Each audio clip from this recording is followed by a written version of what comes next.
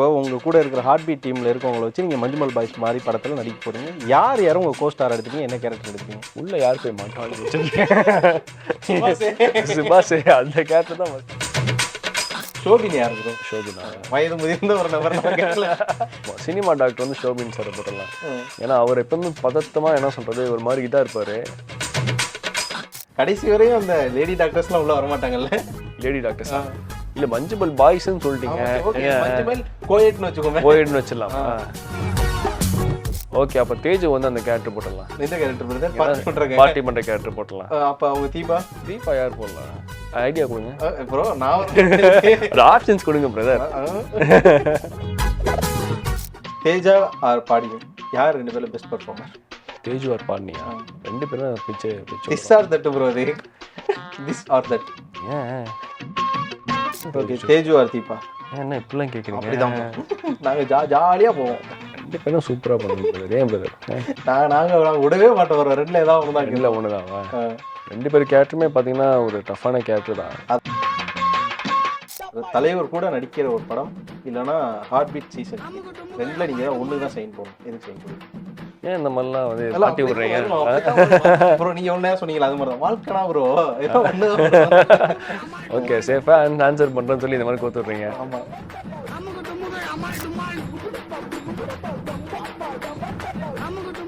So இங்கே heart பீட்டுக்கு நீங்கள் செலக்ட்லாம் ஆனதுக்கப்புறமா இங்கே சீசன் 2ல் நம்ம கண்டினியூ ஆகுமா அப்படிங்கிற ஒரு டவுட் இருக்குது. உங்களுக்கு எப்போ தெரிஞ்சது நம்ம வந்து சீசன் 2லேயும் கண்டினியூ ஆகும் அப்படிங்கிறது? பாதியிலே தெரிஞ்சிருச்சு. பாதியிலே சொல்லிவிடுவாங்க இந்த மாதிரி சீசன் 2ல் வந்து இப்படி போகுது அப்படின்னு சொல்லி ட்ராக் இந்த மாதிரி போகுதுன்னு சொல்லி. ஸோ பாதியிலே தெரியும். ஏன்னா அதிலே பார்த்தீங்கன்னா நம்ம கம்பவுண்டர்களுக்கு ஒரு பிரதர் வருவார். அவர் அடுத்த சீசனில் சில நாட்களாகவே இல்லாமல் இருந்தார். அதுக்கப்புறமா திரும்பி பார்த்தீங்கன்னா அந்த ஹாஸ்பிட்டல் எம்டி இருந்து அவரோட பையன் வந்து ஹாஸ்பிட்டலில் டேக் ஓவர் பண்ணுற மாதிரியான விஷயங்கள் வரும். ஸோ அந்த கேரக்டர்லாம் கட் ஆஃப் ஆகுது இல்லை? ஸோ அந்த மாதிரி உங்களுக்கு இன்றைக்கே ஒரு பயம் இருந்ததா நம்மளோட கேரக்டர் என்னையும் கட் ஆஃப் ஆகிடக்கூடாது அப்படின்னு சொல்லிட்டு? இல்லை பிரதர், அது ஆக்சுவலி முன்னாடியே சொல்லிவிடுவாங்க. இப்படி நம்ம ட்ராக் இப்படி போகும்போது உங்களுக்கு ஏன்னா டெத்து சீன் எதுவுமே பண்ண முடியாது இல்லையா? ஸோ அதெல்லாம் முன்னாடியே சொல்லிவிடுவாங்க இந்த மாதிரி ஆக போகுதுன்னு. ஸோ அந்த மாதிரி இப்போதைக்கு எதுவுமே சொல்லலை. யோசிச்சிருக்கீங்களா? அதாவது வந்து ஒரு சீரீஸ் பண்ணுறது இவ்வளோ கஷ்டமா, இவ்வளோ கண்டினியூஷன் வேணுமா அப்படிங்கிறத யோசிச்சிருக்கீங்களா? நம்ம வந்து இதுக்கு முன்னாடி ஒரு ஆடியன்ஸாக சீரீஸ் பார்த்துருப்பீங்க. நடிக்கிறப்போ ரெண்டுக்குமான வித்தியாசம் இன்றைக்கி உணர்ந்துருக்கீங்களா? ஃபஸ்ட்டு வந்து நம்ம நடிக்கும் போது கொஞ்சம் வந்து அந்த கேரக்டருக்குள்ளே போகிறதுக்கோ இல்லை அதை வந்து அண்டர்ஸ்டாண்ட் பண்ணிக்கிறதுக்கு கொஞ்சம் டைம் ஆகும்.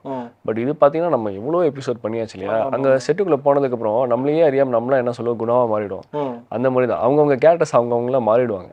இன்னொன்று நம்மளுக்கு செட்டுக்குள்ளே போனதுக்கப்புறம் எது எங்கே இருக்குது எல்லாமே நம்மளுக்கே தெரியும். ஸோ அது ரொம்ப ஈஸியாக நமக்குள்ளே வந்துடும். அது இப்போ உங்களுக்கு என்றைக்குமே வந்து நம்ம ஒரு யூடியூபரா வ்ளாகரா ஒரு இன்ஸ்டா இன்ஃப்ளூயன்சராக மாறிடும் ஃபாலோவர்ஸ்லாம் வச்சுட்டு அது மாதிரிலாம் எனக்கு தோணியிருக்கா ப்ரோ? இல்லை, அந்த இதில் எனக்கு பெருசாக உடன்பாடு இல்லை. அது நல்ல ஒரு விஷயம். இப்போ பார்த்தீங்கன்னா எல்லாருமே நிறைய பண்ணுறாங்க, நிறைய ட்ரெண்ட். அது மூலிமா நிறையா என்ன சொல்கிறது லைக் ஃபாலோவர்ஸ் எல்லாமே வருது. ஸோ அதோட இது வேறு, என்ன பாதை வேறு, என்னோட பாதை வேறு.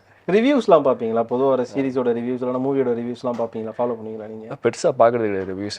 எனக்கு வந்து வேர்ட் ஆஃப் மவுத் தான் நான் ரொம்ப நம்புவேன். ஆக்சுவலி நம்ம வீட்டில் யாரோ பார்த்துருக்காங்க இல்லை ஃப்ரெண்ட்ஸ் யாரோ பார்த்துருக்காங்கன்னா எனக்கு அதை கேட்டுட்டு போகும்போது தான் எனக்கு என்னமோ அது செட் ஆகுதுன்னு தோணுது. ஏன்னா அவங்க நம்மளுக்கு தெரிஞ்சவங்க ஃப்ரெண்ட்ஸு பார்த்து அவங்க சொல்லும்போது அவங்களோட கருத்தை சொல்லுவாங்க. அதே மாதிரி அது கிட்டத்தட்ட நம்மளோட கருத்தோடு அது வந்து இணையுது. ஸோ அதனால் வந்து நான் அப்படி தான் நிறையா இது பண்ணுறேன். இப்போ பேக் கேமராவில் இருக்கிற டீம் எப்போதுமே ஒரு டென்ஷனை ஹேண்டில் பண்ணுவாங்க. காரணம் என்னன்னா அவங்களுக்கு அவ்வளோ ப்ரிப்பேர்டு ஒர்க் போயிட்டே இருக்கும். செட்டை ஒரு பக்கம் கரெக்ட் பண்ணணும், அடுத்த சீனுக்கான சஜஷன்ஸ் மாற்றணும், எல்லாமே இருக்குன்ற பட்சத்தில் பேக் ஹேண்டில் இருக்கிற ஃபன்ஃபுல்லான பர்சன் யார் வரும்? எங்கள் டேரக்டர் தான், அப்துல் சார். அப்படியா?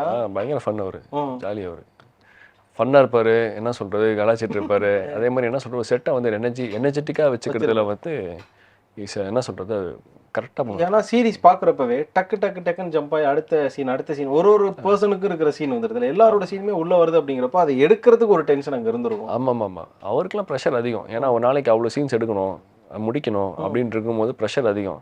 அதெல்லாம் நல்லா ஜாலியாக ஹேண்டில் பண்ணுவார். என்னைக்காவது உங்களுக்கு தோணியிருக்கா நம்ம ஒரு டேரக்டர் ஆனோம்னா இவ்வளோ கஷ்டப்படணுமா அப்படின்னு சொல்லி? இல்லை, அதெல்லாம் பார்க்கும்போது தோணும் இல்லையா, ஐயோ அந்த சைடே போயிடக்கூடாதுன்னு. ஸோ ஃபுல் ஃப்ளெட்ஜாக நம்ம ஆக்டிங் மட்டும் தான். ஆமாம், அது பண்ணாமல் இதை ஒழுங்காக பண்ணுவோம் அந்த மாதிரி தான் தவிர அது வேறு ஜோன் டோட்டலாகவே. இப்போ நடிக்க வரதுனா நிறைய பேருக்கு ஒரு ஆசை வரும், நம்ம ஒரு ரொமான்டிக்கல் ஹீரோவாக மாறணும். நிறைய பேர் வந்து அதுக்கான ஒரு விஷயங்கள் இல்லாமலே இப்போ நடிக்கிறதுக்கும் குவாலிஃபிகேஷன் ஒரு சில விஷயங்களுக்கு வேணும். ஹீரோவை நடிக்கிறதுக்கு, வில்லன் நடிக்கிறதுக்கெல்லாம்.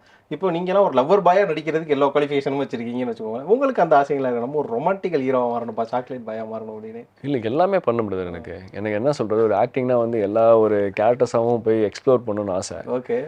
ரொமான்டிக் படமாலும் பண்ணலாம், ஒரு லவ் ஸ்டோரி ஒரு ராம்காம் மாதிரியும் பண்ணலாம், பண்ணலாம். இல்லைனா வந்து என்ன சொல்கிறது ஒரு நெகட்டிவ் ஷேட்லேயும் பண்ணலாம். ஸோ எனக்கு எல்லாமே பண்ணணும் தான் ஆசை. உங்களுக்கு எது வந்து ஈஸியாக இருந்தது? நம்ம பாசிட்டிவாக நடிக்கிறது ஈஸியாக இல்லை நெகட்டிவாக நடிக்கிறது ஈஸியாக இல்லை எது பிடிச்சிருக்கு உங்களுக்கு? எனக்கு வில்லன் ஆர் ஹீரோ சைடில் அது எப்படின்னா நம்ம வந்து இப்போ டெய்லி பிரியாணி சாப்பிட்றோம்னு வச்சுக்கோங்களேன், திடீர்னு வந்து சேஞ்சுக்கு வேற ஒன்று சாப்பிட்லான்னு தோணும் இல்லையா? அதே மாதிரி தான் ஒரு நெகட்டிவ் பண்ணதுக்கப்புறம் ஓகே இப்போ வேற மாதிரி பண்ணலாமேன்னு தோணும். இப்போ இது பண்ணுறோமா ஓகே இப்போ திரும்பி நெகட்டிவ் பண்ணால் எப்படி இருக்கும், நல்லா இருக்கும்ல அப்படின்னு தோணுது. அந்த மாதிரி ஃபிலாசபிக்கல் படிப்பீங்க போலயே.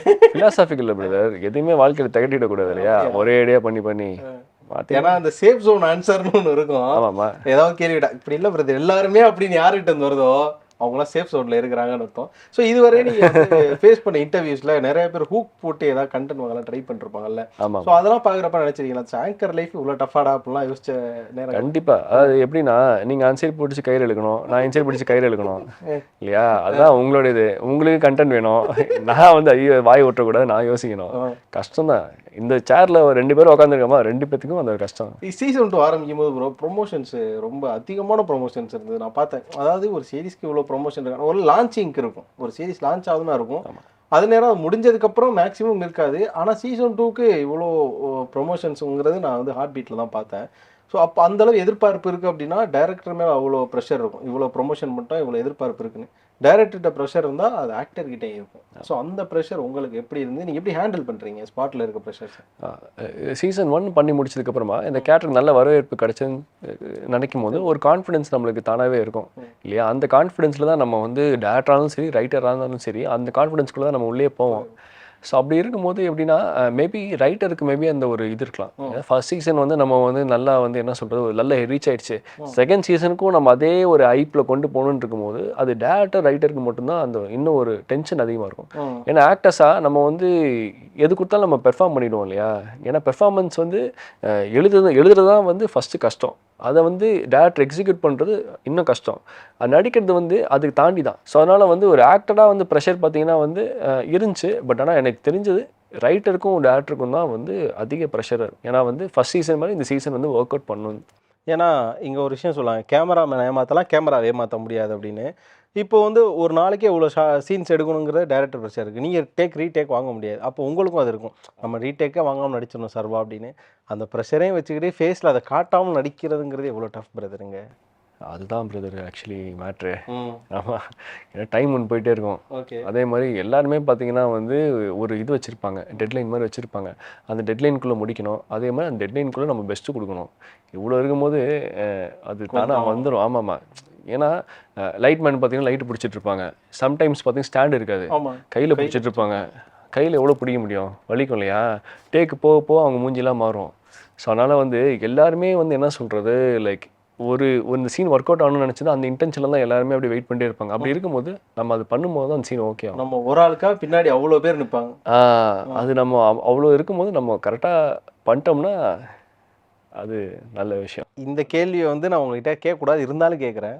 சர்வா வந்து க்ரௌடுக்கு பயப்படுவாரா? அதாவது நிறைய க்ரௌடுக்கு முன்னாடி நடிக்கிறதுக்கு. இப்போ ஒரு ரேண்டமான பிளேஸில் ஷூட் பண்ணுறோம், இப்போ ஹார்ட் பீட் மாதிரி ஒரு க்ளோஸ்டு பிளேஸ் கிடையாது, ஓப்பன் பிளேஸில் ஷூட் பண்ணுறோம் அப்படிங்கிறப்ப அதிக க்ரௌடு வரும். அங்கே நடிக்க சொன்னால் சர்வாவுக்கு எப்படி இருக்கும்?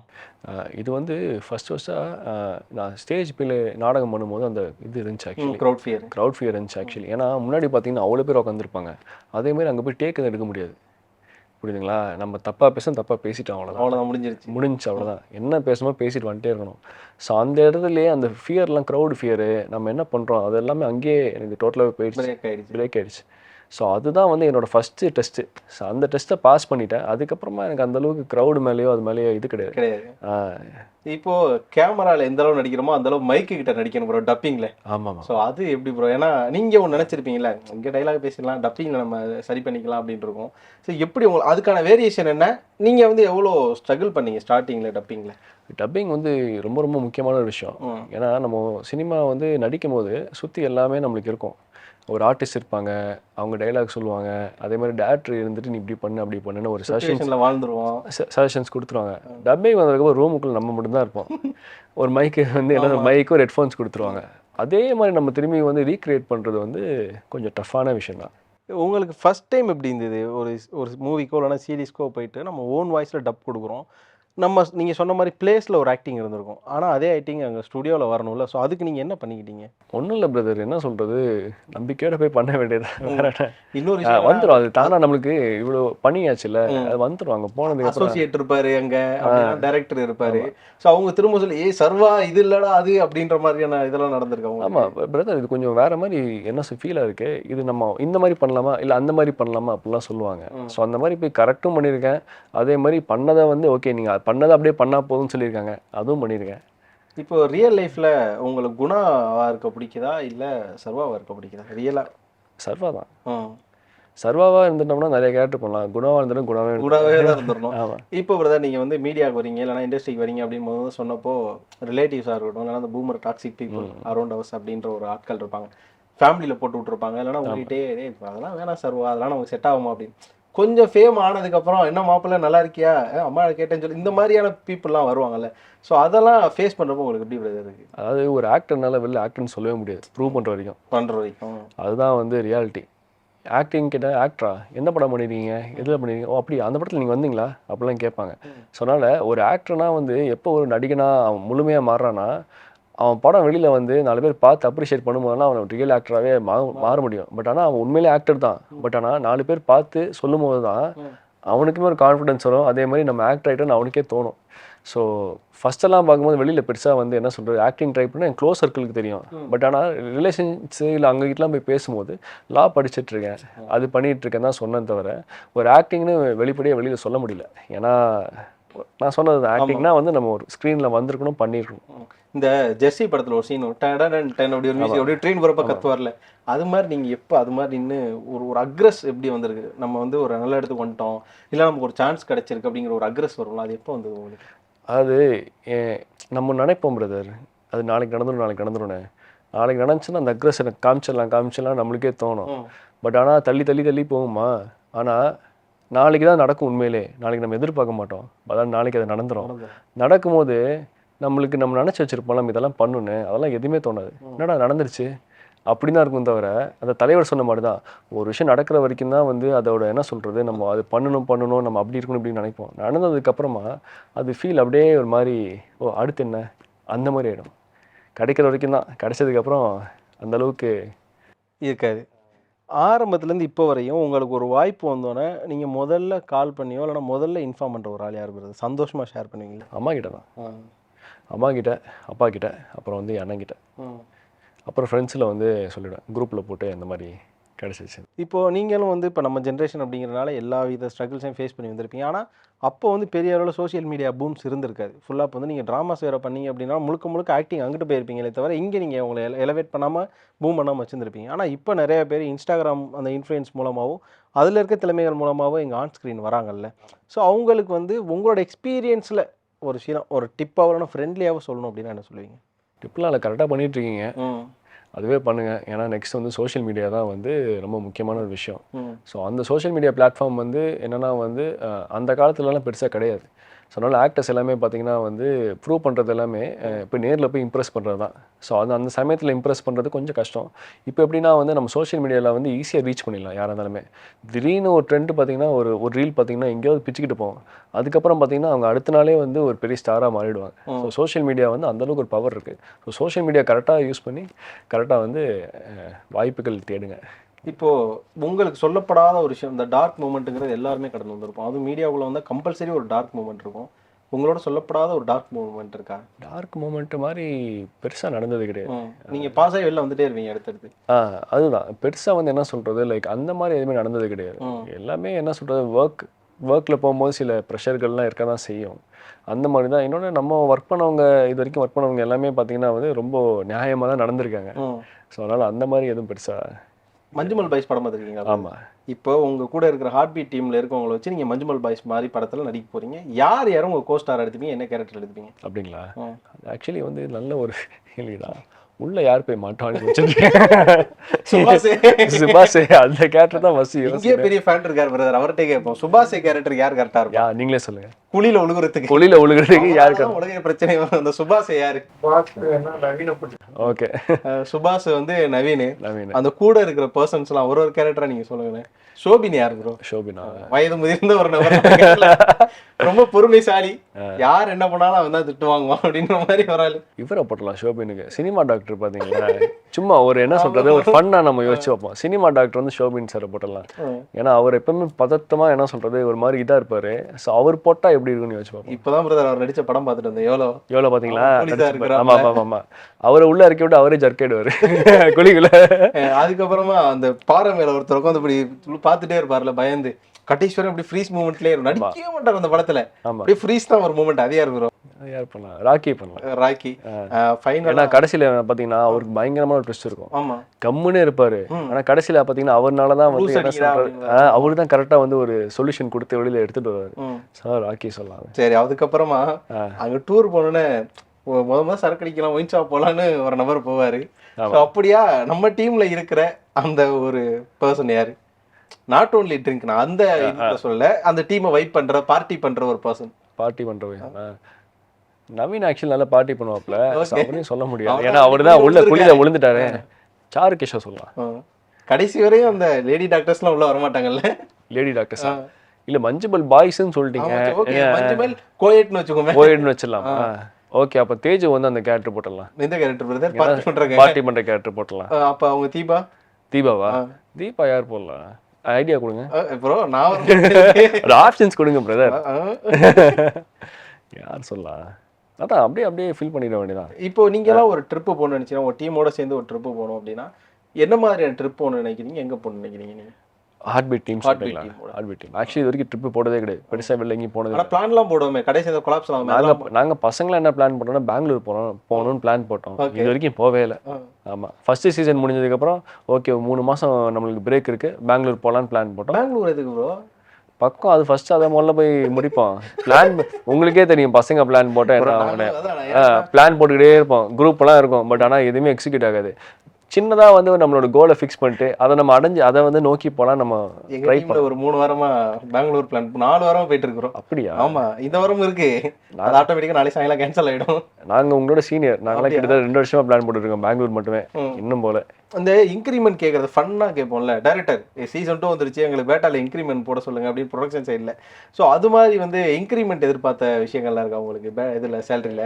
இருக்கு சார் ஃபர்ஸ்ட் சீசன் நல்ல பெரிய ஹிட்டு கேரக்டர் நல்ல ரீச் சார் இன்க்ரிமெண்ட்லாம் கிடையாதா அப்படின்னு இந்த வீடியோஸ்லாம் பார்ப்போம்ல பிரதர் இது மாதிரி ஹார்ட் பீட்டில் நடிக்கும் திறமையான சர்வைவர் யார் தெரியுமா இவரோட சொத்து மதிப்பு தெரியுமா ஒரு நாள் சம்பளம் தெரியுமா ஸோ அந்த மாதிரியான ஒரு ரூமர்ஸ்லாம் பார்க்கும்போது உங்களுக்கு எப்படி ப்ரோ இருக்கும் இல்லை இன்னும் சொத்து மதிப்புலாம் அந்த அளவுக்கு இன்னும் போடல பிரதர் ஆமாம் இப்போ பார்த்தீங்கன்னா வந்து என்ன சொல்றது லைக் ஏஜ் என்ன அந்த மாதிரி தான் கேள்விகள் இருக்கு தவிர சொத்து மதிப்பு இன்னும் போடல மேபி இன்னொரு 10 படம் பண்ணோம்னா அந்த மாதிரி வரும்னு நினைக்கிறேன் சரி இப்போ ரேபிட் ஃபயர் மாதிரி நான் உங்களுக்கு வந்து திஸ் ஆர் தட் அப்படிங்கிற மாதிரி சில கேள்விகள் கேட்குறேன் தலைவர் கூட நடிக்கிற ஒரு படம் இல்லைன்னா ஹார்ட் பீட் சீசன் 3 ரெண்டுல நீங்க தான் ஒண்ணுக்கு தான் சைன் போடணும் எதுக்கு சைன் போடுவீங்க ரெண்டுமே பண்ணலாமே ரெண்டுல ஒண்ணு தான் திஸ் ஆர் தட் இது அல்லனா அது ஏன் இந்த மாதிரிலாம் வந்து மாட்டி விடுறீங்க ப்ரோ நீங்க ஒண்ணே சொன்னீங்களா அது மாதிரி தான் வாழ்க்கைனா ப்ரோ ஏதோ ஒண்ணு ஓகே சேஃபா ஆன்சர் பண்றேன்னு சொல்லி இந்த மாதிரி கோத்து விடுறீங்க ஆமா நான் அதுக்குள்ள அடுத்த கொஸ்டினை இல்ல வரல தலைவருக்காக தான் சினிமாக்கே வந்தேன் சரி அவரு ரொம்ப ரொம்ப பிடிக்கும் அதனால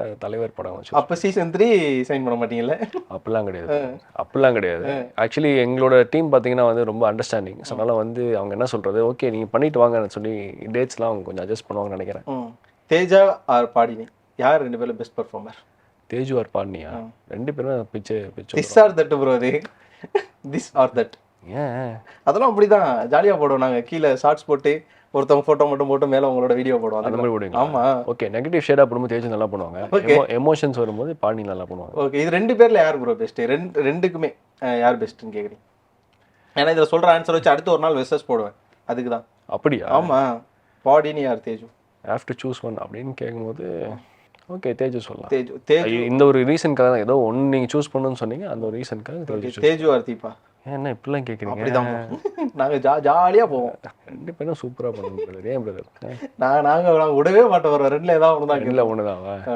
2 பேர் கேரக்டருமே பார்த்தீங்கன்னா ஒரு டஃப்பான கேரக்டர் தான் அதாவது இங்கயா ஆமா சரி ஓகே ஃபர்ஸ்ட் நான் வந்து ஒவ்வொருத்தங்களும் சூஸ் பண்றேன் இப்போ தீபா சூஸ் பண்றேன் ஓகே ஆமா இப்போ தீபா ஆர் குணா தீபா இருக்குண்ணா.